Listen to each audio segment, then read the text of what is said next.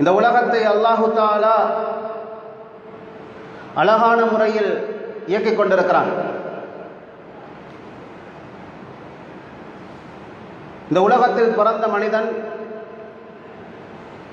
அவனுக்கான வாழ்வாதாரத்தை தேடிக்கொள்ள வேண்டும்.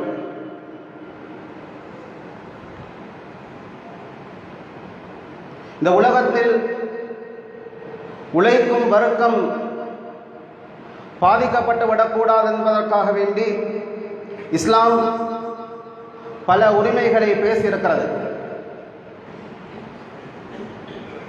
பொதுவாக உலகத்தில் நாம் நிறைய சட்ட விதிகளை பார்க்கலாம்.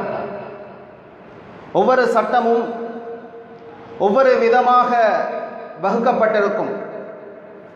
இஸ்லாமிய சட்டதிட்டங்களை பொறுத்தவரையில்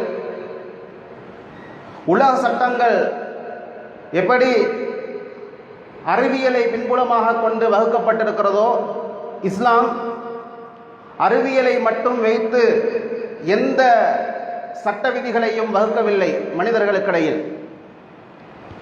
இஸ்லாத்தினுடைய சட்டத்தை பொறுத்தவரையில் இஸ்லாம் வகுத்திருக்கிற சட்ட விதிகளை பொறுத்தவரையில் எப்பொழுதும் இஸ்லாமிய சட்டங்கள் உணர்வுகளுக்கு மதிப்பளிக்கும்.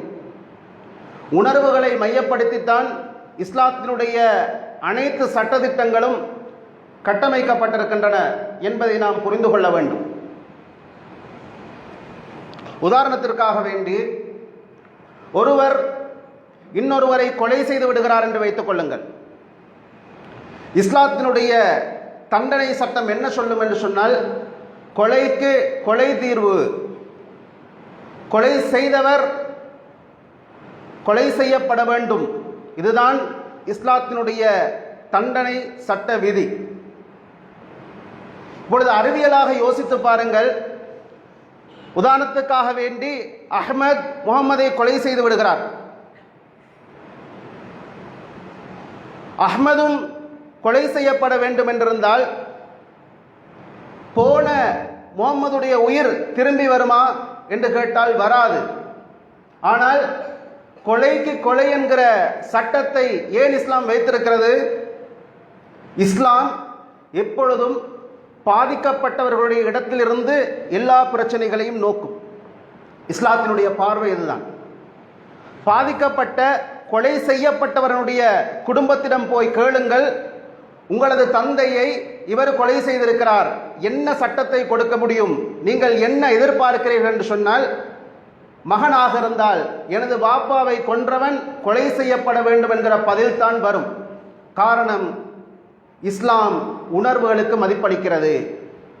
விளங்கிக் கொள்வதற்காக வேண்டி இன்னொரு உதாரணத்தை சொல்கிறேன். ஒருவர் விபச்சாரம் செய்ததை நிரூபிப்பதற்காக வேண்டி 4 சாட்சிகள் அவசியம்.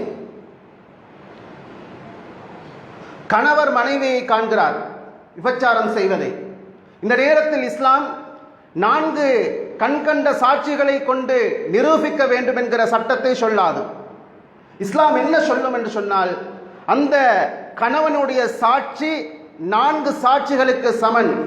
கூடுதலாக அவர் அழிவு சத்தியம் செய்து கொள்ள வேண்டும். மனைவியை குற்றம் சாட்டுவதாக இருந்தால் அவர் 5ஆவதாக அழிவு சத்தியம் செய்து கொள்ள வேண்டும். அப்ப 4 சாட்சிகளை கொண்டு நிரூபிக்க வேண்டிய அவசியம் இல்லை. காரணம் என்ன? ஒரு கணவர் கண்டிருக்கிறார், அவர் சில வருடங்கள் அல்லது பல வருடங்கள் அந்த பெண்ணோடு குடும்ப வாழ்க்கை நடத்தி இருக்கிறார்.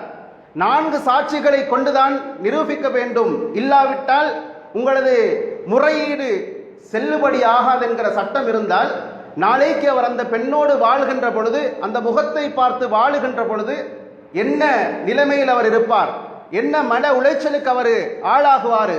அப்ப இஸ்லாம் எப்பொழுதும் உணர்வுகளை மையப்படுத்தி சட்டதிட்டங்களை வைத்திருக்கிறது.